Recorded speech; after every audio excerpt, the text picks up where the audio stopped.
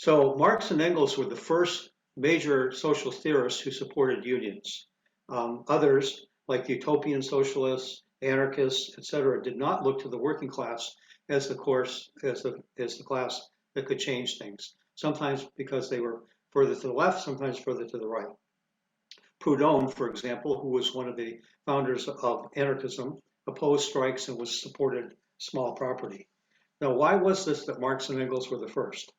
Because in their view, socialism is the self-emancipation of the working class. It's where the working class takes power and remakes society in the interests of the vast majority.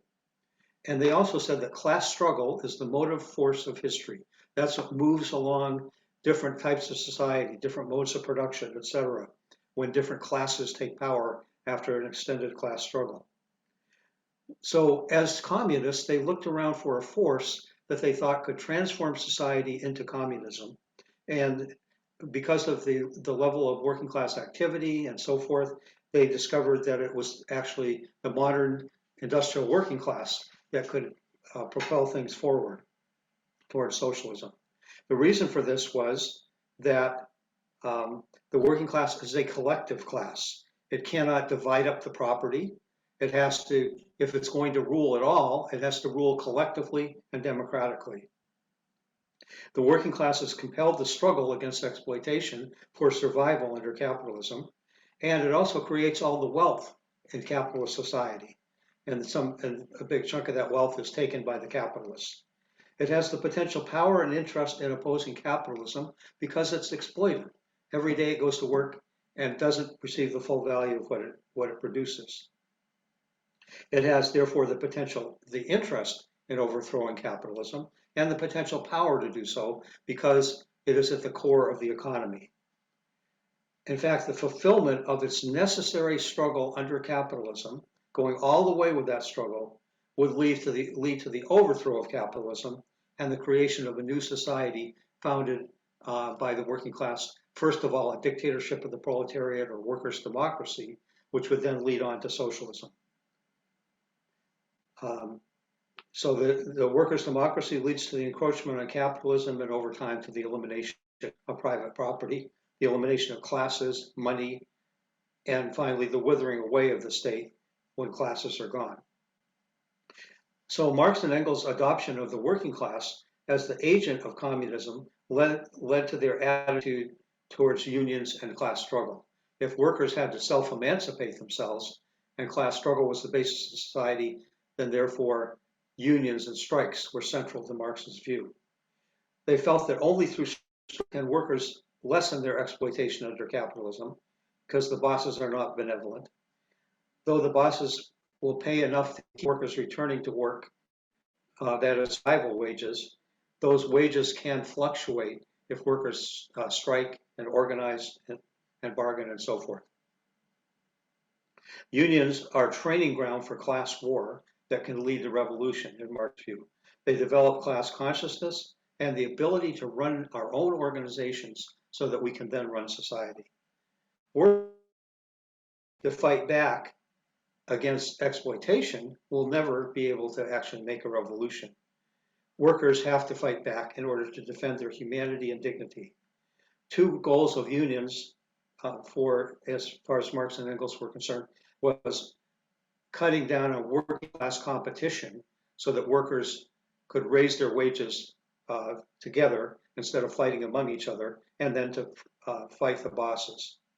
Marx predicted the course of struggle, saying, economic conditions have first transformed the mass of people into workers. The domination of capital has created for this mass a common situation, common interests in the struggle. This mass becomes united and constitutes itself as a class for itself. The interests it defends become class interests. But the struggle of class against class is a political struggle, not just a workplace economic struggle. Hal Draper, who wrote the Karl Marx's Theory of Revolution, which is a fantastic multi-volume set, talks about this and says, victories are only temporary. As Marx said, the real fruit of the battle lies in the ever-expanding union of the workers. But economic struggle is not enough. Class struggle is political as well. As Draper said, Marx considered it essential that the trade union movement progress from a narrow preoccupation with economic or bread and butter issues alone to larger issues of society. In short, the field of politics in the broadest sense. Lenin, the Russian revolutionary, also called for the working class movement to focus on political issues. He said, working class consciousness cannot be genuine political consciousness unless workers respond to all cases of tyranny, oppression, violence, and abuse, no matter what class is affected. He went on to say the ideal should not be the trade union secretary, but the tribune of the people who is able to react to every manifestation of tyranny and oppression, no matter where it appears, no matter what stratum or class of people it affects. This is also echoed by a really good recent article in Spectre magazine by Christian Zeller, who says, class struggle is not reduced to the antagonism between worker and entrepreneur. In the class struggle, the entire working class in its diversity confronts the entire capitalist class on the level of the entire capitalist production and reproduction process. This means that a working class party, a political party that workers need to build, needs to be independent of all bourgeois parties. As Marx said, a real democratic party is impossible unless it is a working man's party. It needs to have a distinct working class character. This meant and not for bourgeois parties. As Draper puts it, the best means of liberating the workers from this domination of the old parties is to form in each country a proletarian party with its own policy. However, although Marx and Engels absolutely supported unions, they had criticisms. Marx said, instead of the conservative model of a fair day's work for a fair day's pay, they ought to inscribe on their banner the revolutionary watchword, the abolition of the wages system. They fail generally from limiting themselves to a guerrilla war against the effects of the existing system, instead of using their organized forces as a lever for the final emancipation of the working class. However, this formulation was early on in Marx and a little problematic, in that he seems to imply that unions on their own could become revolutionary agents, when in fact unions bargain under capitalism over the degree of exploitation. At other times, Engels understood that trade unions could not become revolutionary. And this is in fact part of the reason both of them stressed the need for political organization, political parties. So we should understand that although Marx and Engels, as any other human beings, progress through time, develop their ideas, have different emphases at different times and so forth. So there's sometimes contradictions between some of the things they say. So the idea of unions becoming revolutionary versus the idea that they really can't be. Other criticisms of unions are that they're too narrow, too craft limited, too allied to the Liberal Party in Britain, which was equivalent to the Democratic Party in the US, and that they are not democratic enough. All of these criticisms of unions apply today. Engels even called for dumping the current union leaders at various times and supported the militant unionism that existed in the late 1800s. And he actually at one point predicted the idea of rank and file organization. So Hal Draper summarizes the socialist attitude towards unions. He says, socialists should act as a loyal left wing of the class movement. They should start with the working class as it is and where it is in order to change it. They should be part of the real class organizations, no matter how backward the mass might be from their standpoint. But at the same time, and through this association, they seek to push the whole movement towards a higher level of class struggle, all without giving up or hushing their own full views or ceasing to criticize mistaken or ineffective policies. As I said, Marx and Engels laid the basis for our view today, but because of their historical circumstances, there were some limitations on their views. Though they were critical of the union leaderships that existed at the time, they had not yet developed a full understanding of the inherent conflict of the rank and file and the bureaucracy. And part of the reason for that was, in their period, unions were relatively new, and this was analysis was just being worked out. just as it took Lenin until 1912 to 1914 to fully develop his theory of the Revolutionary Socialist Vanguard Party, Marx and Engels were limited by their historical period that they were in. But the main point is that Marx and Engels laid the basis for our labor strategy today. And as Hal Draper said, we can evaluate any tendency on the left by its attitude towards labor and unions. Ultra-lefts will dismiss unions, say strikes are not important, only politics is important, or something like that. The more conservative elements on the left will kiss up to the labor bureaucracy and not focus on the rank and file. So we can see where a tendency stands depending on where it stands on the unions. And so this background, I think, lays the basis for our understanding of the need for a rank and file movement today, which Cody will now get into. Awesome, thanks, Steve. I will ask you to mute for feedback. Sweet. So what is the role of union leadership, and why do we need a rank and file movement in unions? The ultimate role of a union bureaucracy is as an intermediate layer between the workers and the bosses, which pushes leadership to mediate a settlement that can partially satisfy both parties rather than pushing for the best possible gain by workers. Union leadership must deliver something for workers or face losing their positions by being voted out, or workers may quit. And they also need to show to the bosses that they can control the workers, or at least the workers obey them to a degree, or the bosses wouldn't have any reason to negotiate with them, which results in things like no strike clauses and just general worker obedience. As Steve said, some union leaders can lead towards one side or the other of the dilemma, either more concerned with appeasing bosses or more concerned about getting gains for workers. But regardless of leaning left or right, all are caught in that dilemma. Let me go back at my slides. I don't know what I did. So it does mean that unlike bourgeois elections, more radical workers will often choose more left-wing officials when they're running against more right-wing officials. However, the key goal is always the independent organization of workers within the union to keep the pressure on the union to move in a more democratic and militant direction, and to take independent action where needed as the working class.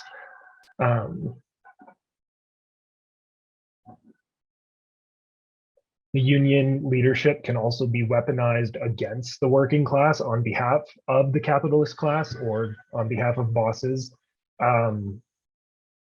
They face the threat of legal sanctions, or like as in arrests, if leadership doesn't enforce their no strike clauses. I apologize, there's a blender in the background.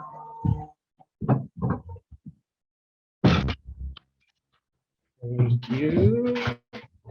So yeah, the leadership can be weaponized against the working class on behalf of the bosses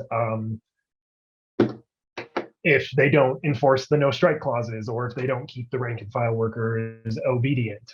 They risk becoming class collaborators, especially higher up in the chain, in supporting bosses calling cops, or the National Guard being deployed, or strikers being murdered. And there's just the threat, the workers' threat to wealth, private property, the means of production, and the threat to that minority rule causes leadership to be caught in this dilemma of supporting the bosses and supporting the workers at the same time. They can be pressured to abandon striking as a tool and pander to the Democratic Party, or otherwise capitalist politicians.